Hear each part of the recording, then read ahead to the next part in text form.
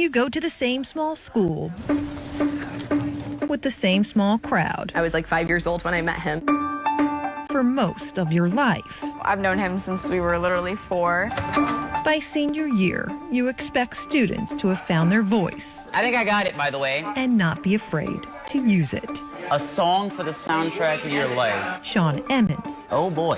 is no exception. Till I Collapse by Eminem. But for this political buff on the school debate team, Natalie, isn't that your top choice? using his voice was never the problem. I'll talk to anybody that will listen. Accepting it What does your stutter mean to you?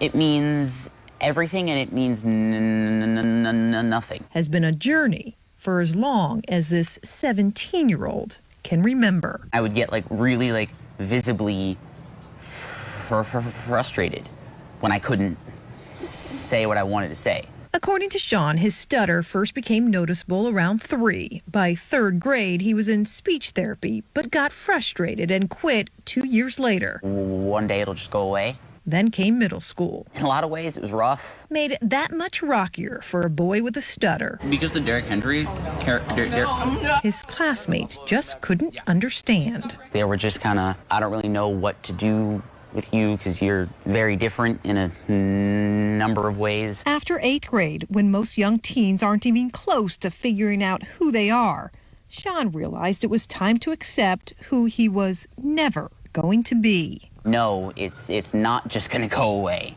It's going to be here and it's going to continue being as bad as it is for as long as I choose not to do anything about it. So instead of hating his stutter, he made the decision to own it, embrace the voice that for years he couldn't stand, as the voice that makes him stand out. And most recently, inspired him to stand up. I spent most of that time wishing that my stutter would magically disappear. In front of 150 classmates, teachers, and parents, I treated it like a disease. Sean gave his senior class With the help speech of I finally accepted my stutter as a part of who I am. in a way Which made it only easier he to affect. could. It is our differences that define us, not our similarities. By end, What we have to say matters too. We just take a bit longer to say it sometimes. Thank you. there wasn't a dry eye in the school gym. That's his dad and mom after hearing the speech for the first time with everyone else. Proud Oh, man. Wow. Like, oh. is hard to put into words. I know all that he went through, and so to see him get through it was awesome.